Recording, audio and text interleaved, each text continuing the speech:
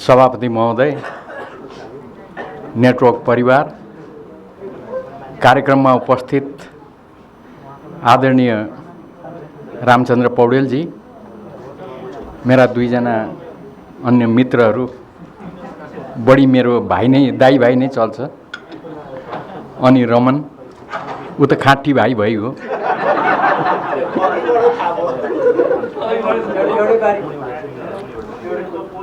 र लामो समयदेखि यहाँ उपस्थित सम्पूर्ण मित्रहरू, सञ्चारकर्मी साथीहरू,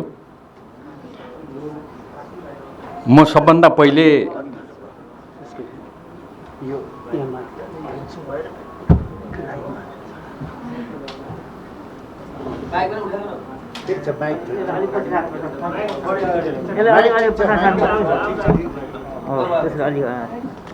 म क्षमा प्रार्थी छु, ढिलो भयो, तर यो सम्पूर्ण ढिलोको जिम्मेवारी सदाझै मेरा अर्का भाइ ऋषि धमला हो।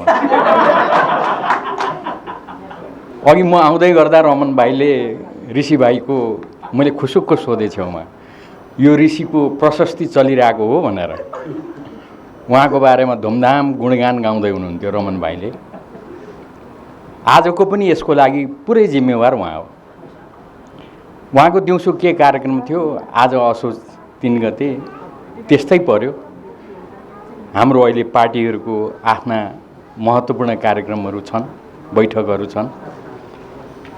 आज हाम्रो एकातिर संविधान दिवस पनि मनाउँ, सँगसँगै तुलसीलाल प्रतिष्ठानमा हाम्रो स्थायी कमिटीको बैठक पनि 1 बजेदेखि। ऋषि हो, उसले कार्यक्रम थपक्क राखेर मैले यति बजे राखेको छु आउनु पर्यो भने मैले यो चाहिँ कार्यक्रम म भन्दिनँ है, मेरो त स्थायी कमिटी छ भने। त्यसपछि उसले कता कता बुझे 4 बजे चाहिँ सिद्धिन्छ भनेर 4 बजे राखेछन्। त्यो मलाई सोधेर राखेको होइन। अनि हाम्रो स्थायी कमिटी त यति बेला त राति 8 बजे जान सक्छ भने मैले साँच्चै नै 8 बजे जान्थ्यो आज। तर त्यहाँ विभिन्न कारणले आज वक्ताहरू क्रम टुङ्गिएपछि त्यसो भए ल भोलिलाई बैठक भनेर उठ्दाखेरि अब चाहिँ जानै पर्यो, ऋषिकोमा आउनु पर्यो। फेरि थाहा छँदैछ तपाईँले, ऋषिको फोन आएकै म त तपाईँको सबैभन्दा प्रिय मान्छे भन्छन्। यो देशमा सबैको प्रिय ऋषि हो। अब ताल देखिहाल्नु भयो, हेर्नुहोस्। साह्रै हेरविचार गरेको जस्तो गरेर के खाने भन्यो। मैले ठिक छ त धेरै गलियो, चिनी नहालेको दुध कफी खाउँ न भने दुध कफी ल्याइ पनि दियो।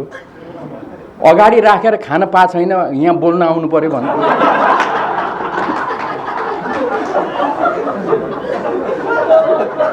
अब माया गरेको होइन भन्नु, साह्रै माया गर्छ। माया गरेको हो भन्नु, कफी ल्याएर कफीसम्म खान दिँदैन। त्यसैले उहिले म केटाकेटीमा खुब मन पर्थ्यो मलाई त्यो स्वस्थानी लगायत त्यो सम्पूर्ण म पढ्थेँ।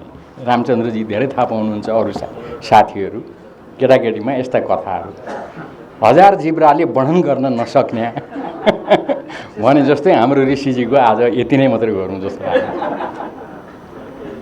वास्तवमा संयोगले यो नेटवर्क उद्घाटन गर्दा म उपस्थित थिएँ, मलाई खुसी लाग्यो। र यो नेटवर्कले देशको सन्दर्भमा धेरै महत्त्वपूर्ण भूमिका निर्वाह गर्यो। त्यो निर्वाह गर्दै यहाँ आइपुगेको छ र यसले अझै धेरै महत्त्वपूर्ण भूमिका निर्वाह गर्नुपर्ने छ। मेरो यसको जुन वार्षिक उत्सव छ त्यसको सन्दर्भमा नेटवर्कलाई धेरै धेरै मेरो बधाई छ। यसले खेलेको भूमिकाको लागि धन्यवाद छ र मेरो धेरै शुभकामना पनि छ। हामीले बहस गऱ्यौँ तर काम लागेन। निर्वाचन सम्पन्न भयो, खेलराजीलाई धन्यवाद दिनुपर्छ। चुनाव लड्न गइयो, चुनाव जितेर आइयो। यहाँहरूको शुभकामनाले 48 सालदेखि निरन्तर पार्लियामेन्टमा छु, अहिलेसम्म हार्नु परेको छैन। चुनाव लड्न इलाम गइयो, जितियो, फेरि दोस्रो पटक संविधान सभाको अध्यक्ष भएँ यहाँहरूको शुभकामनाले। पहिलो संविधान सभाले गरेका उपलब्धिहरूलाई, प्राप्त गरेका उपलब्धिहरूलाई जोडेर दोस्रो संविधान सभाबाट हामीले संविधान बनायौँ। यसको बारेमा मैले धेरै भन्नु छैन, अघि रमन भाइले पनि भनिसक्नुभयो, साँच्चीकै राम्रो उत्कृष्ट संविधान बनायौँ। त्यो त्यसै बनेको होइन, वास्तवमा 31वटा राजनीतिक दलहरू थिए संविधान सभामा। 2-3टा राजनीतिक दलहरू एक ठाउँमा बस्दा त कस्तो छ तपाईहरु थाहा पाइहाल्नुहुन्छ।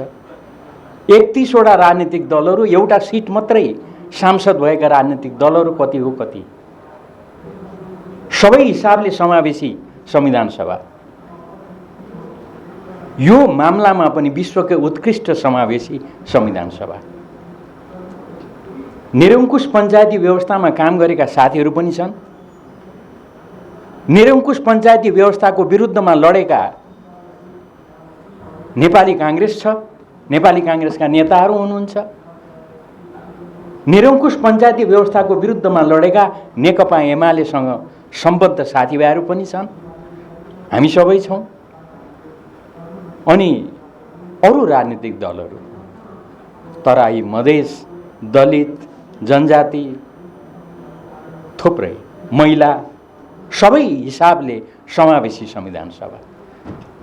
त्यो संविधान सभाले सहभागितामूलक ढंगले सबै काम शून्यबाट सुरु गरेर विधेयक समेत पनि आफैले बनाएर अनि अन्तिममा दुई पटक जनताको बीचमा गएर संविधान सभाले संविधान निर्माण गर्यो। 70 वर्षसम्ममा नभएको कुरा, जनताको चाहना र भावना हामीले पूरा गर्यौं। कसरी बन्यो म लामो त्यतातिर जान्न, कुनै दिनमा समय भएछ भने थुप्रै कुराहरू छन् छलफल गर्ने। यहाँहरूसँग बसेर आफ्ना अनुभवहरू शेयर गरौँला। आज यति भन्छु, यी राजनीतिक दलहरूले, त्यसैले म बारम्बार भन्ने गर्छु, कमी कमजोरीका बावजुद हामी दलहरूको खूब आलोचना हुन्छ, दलका नेताहरूको खूब आलोचना हुन्छ। अब मेरो भाइले त गुरु भन्दै छोडेन नि, त्यसलाई म अचम्म मान्दिन। हामी छौं नै त्यस्तो क्षेत्रमा। मैले त्यो क्रिमिनल ल भन्दाखेरि, अघि क्रिमिनल ल पढाउँदै गर्दाखेरि सम्झेको कुरा भन्नुस् त, तपाईँ सबैका सबै तपाईँ हामी यहाँनिर गीत गाउँछौँ, मलाई विश्वास छ। बाथरुम सिङ्गर, किचन सिङ्गर, तर किचन र बाथरुममा मात्रै गाउनुभयो भने कसैले टिप्पणी गर्दैन, तर सार्वजनिक स्थानमा गएर गाउन थाल्नुभयो भने तपाईको टिप्पणी हुन्छ। अब हामी त सार्वजनिक जीवन जिइरहेछौँ। राजनीति भनेको सेवा हो, जनताको सेवाको लागि जीवन अर्पिएको छ। स्वाभाविक रूपमा अलिअलि टिप्पणीहरू त भइहाल्छ। हामी अभ्यस्त छौँ। रामचन्द्रजी छेउबाट मलाई 8 वर्ष दिँदै हुनुहुन्थ्यो, हामीलाई त केही छैन, फरक पर्दैन। मेरो भाइले यहाँबाट दनक दिइरहेको थियो, रामचन्द्रजी त्यहाँ बसेर मलाई आश्वस्त गर्दै हुनुहुन्थ्यो, हामीलाई त केही पर्दैन, यस्तो त चलिरहन्छ भन्दै हुनुहुन्थ्यो। वास्तवमा 31वटा राजनीतिक दलहरूले, त्यसैले म भन्ने गर्छु, यो देशका राजनीतिक दलहरू, यो धुमधाम आलोचनाहरू उठिरहेको बेलामा भन्ने गर्छु, यिनै दलहरूले र यिनै दलका नेताहरूले कमी कमजोरीका बावजुद देशलाई यो ठाउँसम्म ल्याइपुर्याएका छन्। भएको कुरा त भएको हो नि त। कमी कमजोरीका बावजुद देशलाई यो ठाउँसम्म ल्याइपुर्याएका छन् यिनै दलहरूले। अनि कसरी संविधान बन्यो? 10तिर फर्केका दलहरू भन्नुस् त, कसरी संविधान बन्यो होला? 31वटा राजनीतिक दल। हाम्रो पार्टी संसारै एक बनाउने कम्युनिस्ट आन्दोलन, कम्युनिस्ट पार्टी देखिहाल्नु भएको छ, धेरै म चर्चा गर्दिनँ। नेपाली काङ्ग्रेसका साथीहरू हुनुहुन्छ, आदर गर्छु म। नेपाली काङ्ग्रेस नेकपा एमाले भनेको सदा सदा निरङ्कुशता विरुद्ध आन्दोलन गरेको पार्टी, मूल प्रतिस्पर्धा भए पनि महत्त्वपूर्ण कुराहरूमा एक ठाउँमा उभिनुपर्छ भनेर म सधैँ भन्छु। त्यसैले उहाँहरूको बारेमा धेरै चर्चा गर्दिनँ। उहाँहरूको भित्र त हाम्रोमा जस्तो गडबड छैन होला, सबै कुरा ठिक ठिक होला।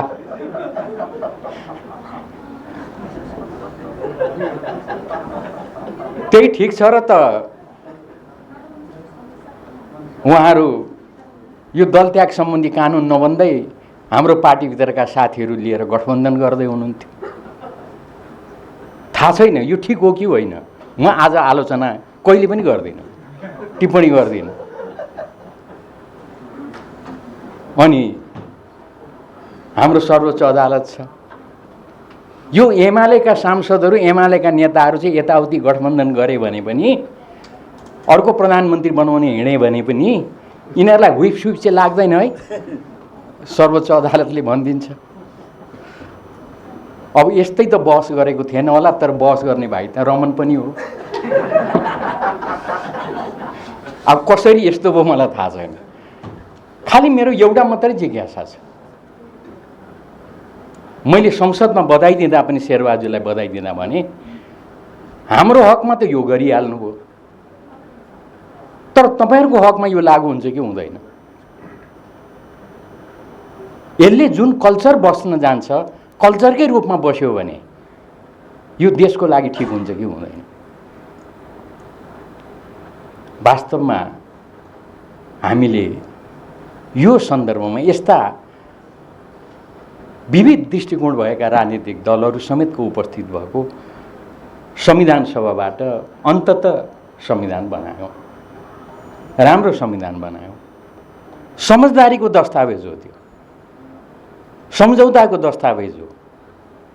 सम्झौता नगरेको भए, समझदारी नगरेको भए संविधान बन्दैन थियो। मलाई राम्रो सम्झना छ किन हतार गरेको। पछिल्लो अवधि त 4 वर्ष थियो नि त, एकै वर्षमा किन संविधान बनाउन हतार गरेको? धेरै साथीहरूले मलाई भनेका थिए, कसैले भन्नुभएको थियो होइन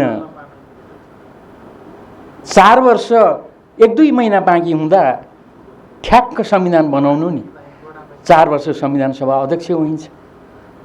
अहिले संविधान बनाएर अनि त्यसपछि त के हुन्छ पनि भनेका थिए मलाई।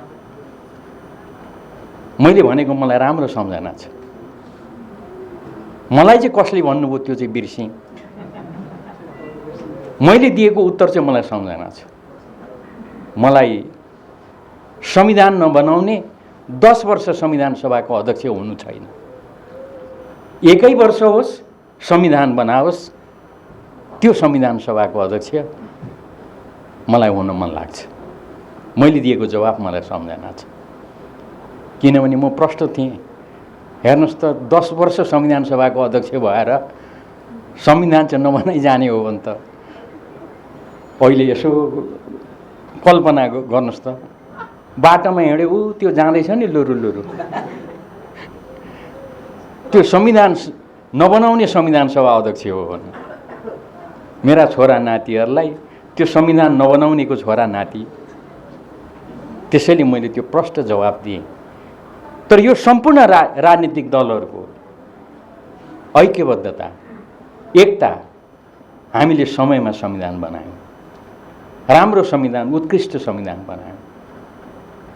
त्यो संविधान जारी गर्दै गर्दा संविधान सभाको अध्यक्षको कुर्सीबाट मैले भनेको थिएँ, आज म सम्झन चाहन्छु, फेरि सम्झन चाहन्छु। मैले भनेको थिएँ जतिसुकै राम्रो संविधान होस्, संविधानले राम्रो सबै थोक गर्छ, तर एउटा काम गर्न सक्दैन, त्यो संविधानले बुद्धि, विवेक र क्षमता भने बाँड्दैन। मिल्ने भए त संविधानले हेर्नुहोस् त 1 केजी बुद्धि तँलाई 1 केजी बुद्धि तँलाई भनेर बुद्धि बाँडिदिने हो, क्षमता बाँडिदिने हो भने त कति आनन्द हुन्थ्यो नि।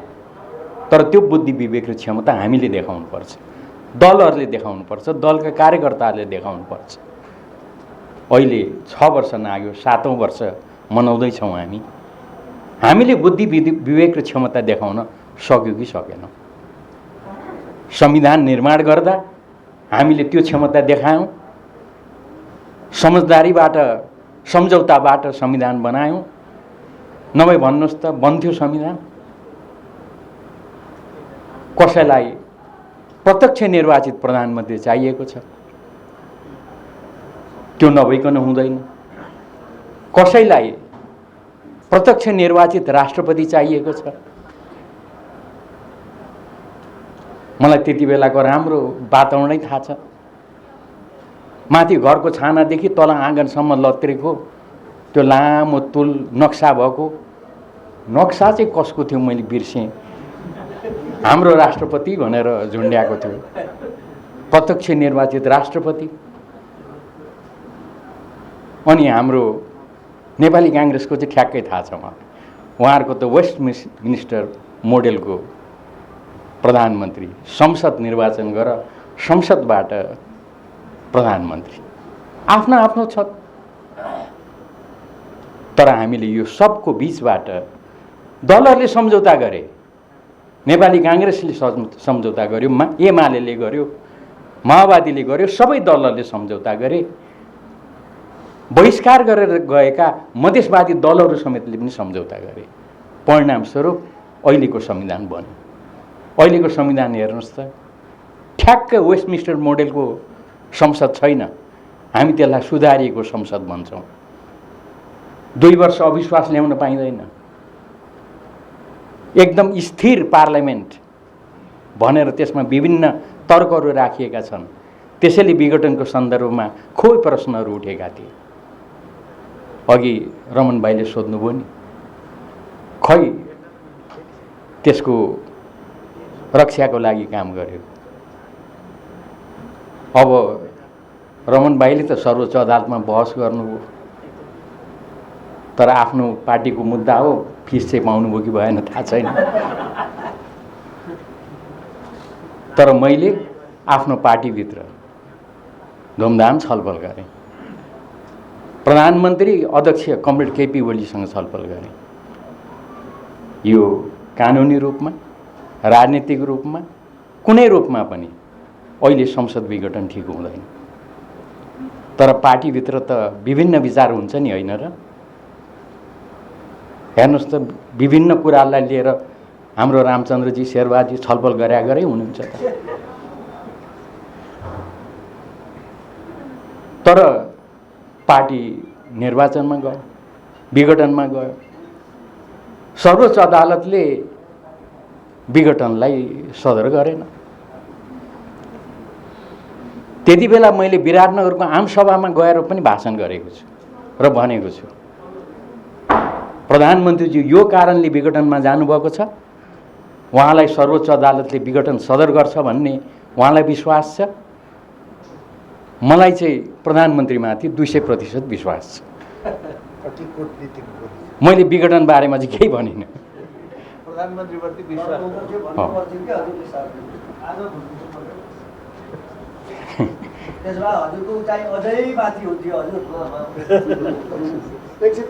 यो म चाहिँ लिम्बू आमाको छोरा भएकोले मेरो नेपाली त्यति बुझिँदैन कि के हो, यति प्रष्ट बोल्दा पनि भनिदिनु पर्यो भन्नुहुन्छ साथी। त्यति बेला विघटन सर्वोच्च अदालतमा मुद्दा प्रवेश गर्नुभन्दा अगाडि मैले एउटा कुरा बोलेको थिएँ, थुप्रै बोलेको थिएँ, त्यसमध्येको एउटा कुरा भाइरल भएको थियो। मैले भनेको थिएँ त्यति बेला पत्रकारहरूसँग यो छलफल गरेको मैले हो, पत्रकारहरूलाई मैले प्रशिक्षण दिएको हो। मलाई अहिले पनि पढाउन खुब मनपर्छ, त्यसैले वकिल पढाउन म गइरहन्छु, बेला बेलामा विभिन्न कार्यक्रममा जान्छु र पत्रकारहरूसँग पनि प्रशिक्षण कार्यक्रममा भाग लिन्छु। धुलखेलमा मैले त्यो प्रशिक्षण कार्यक्रम गरेको थिएँ, त्यसमा म एकडेक हल्लिनँ। तर एउटा कुरा म तपाईहरु समक्ष राख्छु, हामीले संविधानमा एउटा कुरा लेखेका छौँ, सर्वोच्च अदालतमा मुद्दा विचाराधीन भएपछि त्यो मुद्दालाई असर पर्ने गरेर बोल्नु हुँदैन। त्यो कुरा संविधानमा हामीले लेखेका छौँ। त्यही भएर त्यति बेला हेर्नुहोस् त, पूर्व प्रधानमन्त्रीजीहरू घाँटीमा प्लेकार्ड झुन्ड्याएर सर्वोच्च अदालतको अगाडि वी आर हियर, त्यो पनि अङ्ग्रेजीमा पो त।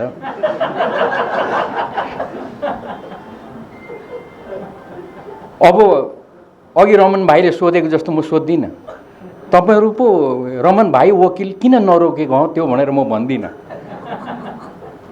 पूर्व प्रधानमन्त्रीजीहरूले प्लेकार्ड घाँटीमा झुन्ड्याएर वी आर हियर सर्वोच्चका श्रीमानहरूलाई, वरिष्ठ साथीहरूले बोलिदिनु भयो। यो सर्वोच्चका न्यायाधीशहरूले ठिक हामीले भनेको जस्तो ठिक निर्णय गरेनछन् भने यिनीहरूलाई जनताले थुतेर सडकमा ल्याउँछ, लिन्चिङ। अनि म बाफरे यो कस्तो बोलेको। तर म के पक्षमा उभिएँ त भन्दा, पक्षमा पनि विपक्षमा पनि सर्वोच्च अदालतमा मुद्दा दायर भइसके पछाडि त्यसलाई प्रभावित गर्ने गरेर बोल्न हुँदैन। त्यसैले त्यति बेला सोध्ने पत्रकारहरूलाई मैले भने, धुलीखेलमा मैले बोलेको छु, त्यो हेर्नुहोस् रेकर्ड। जहाँसम्म अहिले बोल्ने कुरा छ अहिले बोल्दिनँ, किनभने संविधानमा यस्तो छ, सर्वोच्च अदालतले फैसला गरेको भोलिपल्ट म बोल्छु। भन्नुहोस् मैले के बेठी गरेँ? कुरा भनेको यो हो। यसरी हामीले संविधान बनायौँ, संविधानलाई कार्यान्वयन गर्दै यहाँसम्म आइपुगेका छौँ। तर मैले भने नि, राजनीतिक दलहरू छौँ, राजनीति छ। यो क्रममा विभिन्न खालका प्रसङ्गहरू आइरहेका छन्।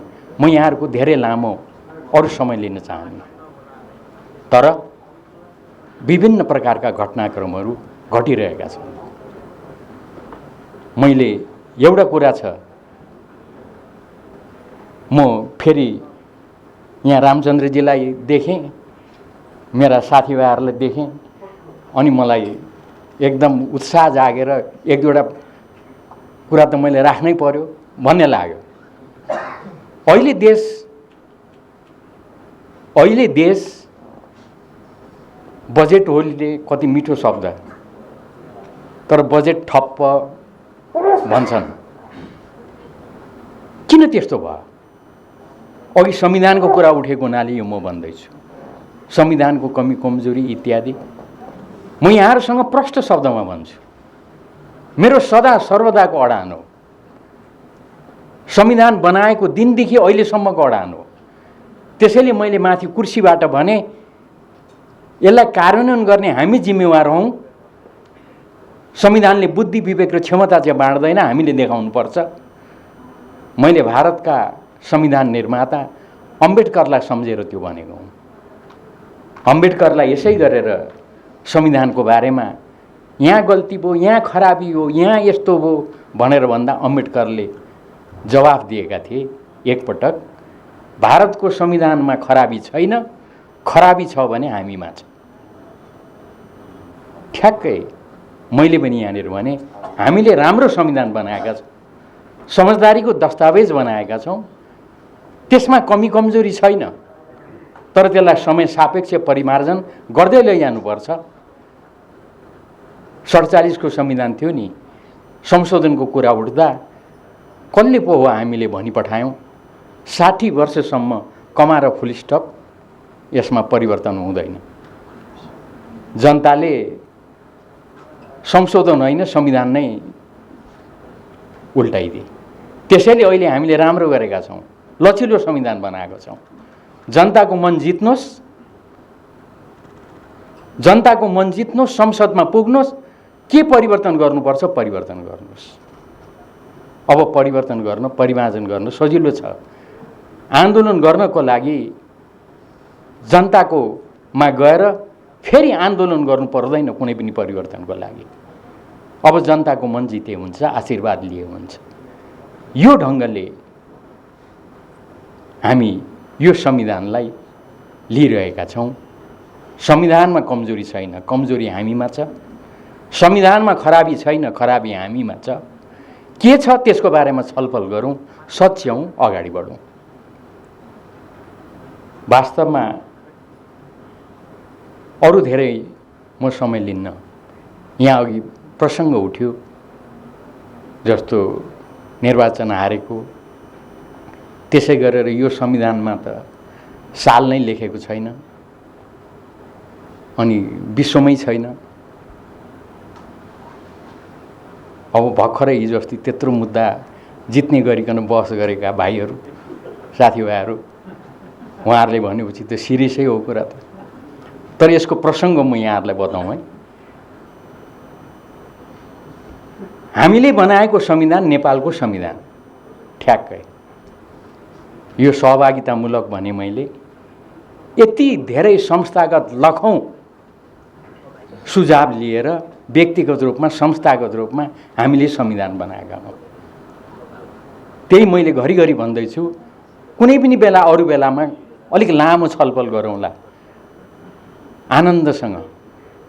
हामीले यति धेरै छलफल गरेका छौँ, यो नेपालको नाम परिवर्तन गर्ने कि भनेर पनि प्रस्ताव आयो। यो राष्ट्रिय झन्डा तीनकुने झन्डा यो कुन चाहिँ हिन्दू मन्दिरको, यो सामन्ती राजाको यो सूर्य चिन्ह चन्द्रमा भनेर प्रश्न उठ्यो। छलफल गर्दा गर्दा गर्दा कसले पो राख्नुभयो बिर्सेँ मैले, त्यो चाहिँ छलफल चाहिँ भएकै हो। कैयौँ दिन छलफल भयो। हामीले आखिरमा चन्द्रवंशी र सूर्यवंशी होइन, जबसम्म आकाशमा चन्द्रमा र सूर्य रहन्छ त्यति बेलासम्म नेपालको अस्तित्वलाई कसैले पनि चुनौती दिन सक्दैन। यसलाई यसो भनेर व्याख्या गरौँ न भनेर हामीले राष्ट्रिय झन्डा यो राम्रो भनेर पास गऱ्यौँ। नेपाल यही सुन्दर नाम हो भनेर पास गऱ्यौँ। त्यति धेरै सहभागितामूलक ढङ्गले हामीले यो संविधान बनाएको हो। सेनादेखि, प्रहरीदेखि, वकिल पत्रकारदेखि, न्यायाधीशहरूदेखि राउतेसम्मले त्यति बेला संविधान सभालाई आएर सुझाव दिएका छन्। राउतेको राजाको नेतृत्वमा आएको त्यो राउतेहरूको टोली मलाई हिजो अस्ति जस्तो लाग्छ झलझली सिंहदरबारमा आएर भेटेर मलाई उनीहरूले आफ्नो सुझाव दिए। के दिए थाहा छ? हामी त जङ्गल जङ्गल हिँड्ने, त्यो तिम्रो संविधानमा राउतेहरूलाई जङ्गल जङ्गल घुम्ने अधिकार हुन्छ भनेर लेख। एक, हामी त जङ्गलको रुख काटेर ठेकी बनाएर ठेकी बेचेर जीवनयापन गर्ने, हामीले रुख काट्दा पक्रन पाइँदैन, राउतेलाई रुख काट्ने अधिकार हुन्छ भनेर लेख। यस्ता यस्ता भेटघाट, संस्थागत व्यक्तिगत सुझाव लखौँको आधारमा हामीले संविधान आखिरमा साझा दस्तावेज संविधान बनायो। यही क्रममा हो नामै संविधानको 35 वटा यति लामो लामो। फेरि तपाईँहरूलाई थाहा छ हामी राजनीतिक दलहरू आफ्नो अडान त गजब छ नि। फेरि तपाईँलाई थाहा छ योभन्दा अगाडि हाम्रो संसदको नाम के थियो? व्यवस्थापिका संसद, अङ्ग्रेजीमा लेजिस्लेचर पार्लियामेन्ट। कति दिनसम्म हैरान मलाई, यहाँ माथिको नाम के लेखेको छ? कतै पार्लियामेन्ट मात्रै पो लेखेको छ कि एउटा शब्द छुटेको छ कि? बाहिरका विदेशीहरू आएर what is this your Excellency भनेर सोध्थे। छक्क उनीहरू यो के हो? लेजिस्लेचर भनेको पनि उही हो, पार्लियामेन्ट भनेको पनि उही हो, के हो यिनीहरूको व्यवस्थापिका संसद? अब के गर्ने? दलहरू बसेका छन्, छलफल चलाएका छन्।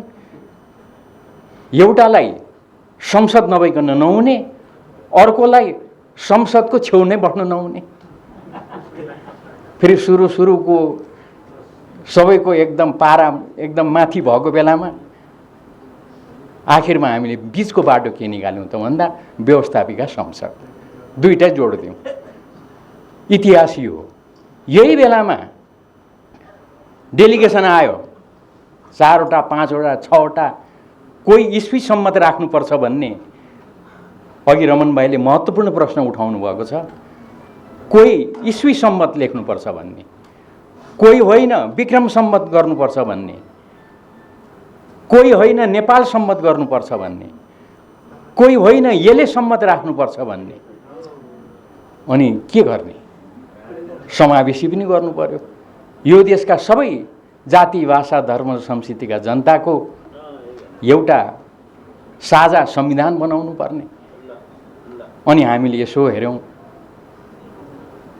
हाम्रो रमन भाइ आजकल यहाँ छिमेकीको संविधान चाहिँ हेर्न छोड्नुभयो कि के हो नि? छिमेकीको संविधानको नाम चाहिँ भारतको संविधान छ, कन्स्टिट्युसन अफ इन्डिया, हाम्रै जस्तो। सारा संसार चार्दा अनि ओहो नेपालको संविधान मात्रै छोटो लेखौँ न। त्यसो भएपछि त 2072 पनि लेख्नु परेन, इस्वी पनि लेख्नु परेन, विक्रम पनि लेख्नु परेन। समावेशी नाम जुराउँदा यो भएको। यसरी हामीले नेपालको संविधान लेख्यौँ। त्यसैले नेपालको संविधान 2072 मा जारी भएको हो। त्यसलाई नेपालको संविधान 2072 भन्नुभयो भने चाहिँ गलत हुन्छ। इतिहास यो यसरी त्यो बन्यो। यो संविधानका अक्षर अक्षरमा एउटा पृष्ठभूमि छ, एउटा इतिहास छ। त्यसकारणले गर्दा कुनै बेलामा एकपटक बसेर अलिक लामो छलफल गरेर यस्तो कार्यक्रम गर्दा हामी एउटा राम्रो निष्कर्षमा पुग्छौँ। अर्को रमन भाइले भनेको हारेको मान्छे एकदम ठिक भन्नुभयो उहाँले। हामीले आफ्नो अनुभवलाई आधार बनाएर सबै कुरा हामीले संविधानमा व्यवस्थित गर्न खोजेका छौँ। अझै एउटा कुरा चाहिँ मैले भन्नै पर्ने छ, त्यो रमन भाइलाई थाहा छैन। धेरै पछि थाहा पाएछन् साथीभाइहरूले, नेताहरूले। संविधानमा चाहिँ अब सबैले सबै त पढ्दैनन् नि। निर्वाचन हारेको मान्छे त्यो कार्यकालभरि, प्रतिनिधि सभाको 5 वर्षको कार्यकाल हुन्छ, त्यो प्रतिनिधि सभाको चुनाव हार्यो भने त्यो कार्यकालभरि चुनाव हारेको मान्छे मन्त्री बन्न पाइँदैन। प्रष्ट छ, त्यो मान्छे छेकेकै हो। किनभने विगतमा हारेको मान्छेहरू मन्त्री भएको उदाहरणहरू आए, प्रधानमन्त्री भएको यस्ता कुराहरू आए। मैले भरे फेरि प्रधानमन्त्री भएको भन्दा आफ्नै मान्छे पर्ला कि भनेर तपाईँहरूले बुझिहाल्नुभयो नि। साथीहरू थपक्क बिर्सियो भनेर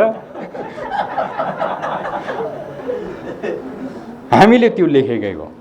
त्यसकारणले गर्दाखेरि त्यो प्रष्ट उद्देश्यका साथ हामीले त्यो व्यवस्था राखेका छौँ। यस्ता धेरै अनुभवमा आधारित भएर संविधानको व्यवस्था गरेका छौँ। र अब अन्तिममा मैले टुङ्ग्याएँ, यसलाई अनुभवमा आधारित भएर कमी कमजोरीहरूलाई सच्याउँदै अगाडि बढ्नुपर्छ। यो संविधान अब सबैको लागि सर्वस्वीकार्य भयो, तर असन्तुष्टिहरू छन्। सर्वस्वीकार्य भयो तर असन्तुष्टिहरू छन्। त्यो असन्तुष्टिहरूलाई समय सापेक्ष परिमार्जन गर्दै अगाडि बढ्न पर्छ। जाँदा जाँदै अन्तिममा एउटा कुरा म जोड्छु। आज संविधान दिवसको दिनमा बिहानै उठेको सरकारले मेडल बाँडेछ। आफ्नो सरकार मेडल बाँडेछ धुमधाम। त्यो मेडल बाँड्दा पनि त्यो गाउँघरमा भनाइ छ नि, पारी चितुवा कराए वारी सिँगारी हराए। हिजो राति त पारी खोला पारी त चितुवा कराउँदै थियो। यसो बिहान उठेर हेरेको त खोरमा त सिँगारी खसी त छैन। पक्कै त्यो चितुवाले लगेछ भने जस्तै नि। त्यस्तै हुन्छ कि भनेर मैले साथीभाइहरूलाई यसो खुसुक्क सुझाव हो म छेउमा पनि कोट्याएर दिँदै थिएँ, भन्दै थिएँ। अहिले पनि यो अन्तिममा जाने बेलामा भन्दैछु। त्यो त गजब हो नि त। केपी ओली प्रधानमन्त्रीलाई प्रधानमन्त्रीबाट हटाउनको लागि मुद्दा पर्यो, केही भएन। मुद्दा पर्छ, मुद्दा परेपछि हार हुन्छ, जित हुन्छ, त्यो पनि केही भएन। कहिले कतापट्टि कहिले कतापट्टि साथीभाइहरूले बहस गर्नुहुन्छ, त्यो पनि केही भएन। त्यो हुन्छ। तर यो के भएको भनेको, हामी भनिरहेछौँ संसार मेची महाकाली सबैले भनिरहेछन् अहिलेको सरकार भनेको जनताबाट जितेर आएको होइन, जनादेशबाट होइन। जनादेशबाट आएको प्रधानमन्त्रीलाई सर्वोच्च अदालतले परमादेशबाट प्रधानमन्त्री नियुक्ति गरेको सरकार। खैर त्यो पनि केही भएन। तर त्यो परमादेशको आदेश गर्ने न्यायाधीशज्यूहरू 5 जनाले मेडल पाउनु पर्यो। मुद्दा गर्ने साथीभाइहरूले मेडल पाउनु पर्यो। कोकोहरूले म साह्रै बिर्सिन्छु। त्यसकारणले गर्दाखेरि खालि मेरो के त आग्रह विनम्र हो भन्दा मलाई मेरा न्यायाधीशज्यूहरूमाथि विश्वास छ। मैले उहाँहरूमाथि प्रश्न उठाएको होइन। तर यसो गर्दा पारी चितुवा र वारी सिँगारी हराएको कुरा हुन्छ कि उहाँहरूमाथि आरोप लाग्छ कि भनेर विनम्रतापूर्वक आग्रह गर्दैछु। अहिलेसम्म उहाँहरूलाई औँला उठाउन कसैले पाउँदैन। यो सरकारले थाहा नपाएर दिदियो होला। त्यसैले म तपाईहरुको कार्यक्रम मार्फत यो 5औं वार्षिक उत्सव जुन मनाइराख्नु भएको छ नि अघि, म ऋषि धमला मार्फत तपाईहरु मार्फत उहाँ 5 जना न्यायाधीशज्यूहरूलाई भन्न चाहन्छु, तपाईहरुको चाहिँ नाम त्यहाँनिर छ भने, बिहान त छ भन्ने सुनेको छु, तपाईहरुको नाम छ भने तपाईहरुले त्यो मेडल साह्रै विनम्रतापूर्वक अस्वीकार गरिदिनुहोस्।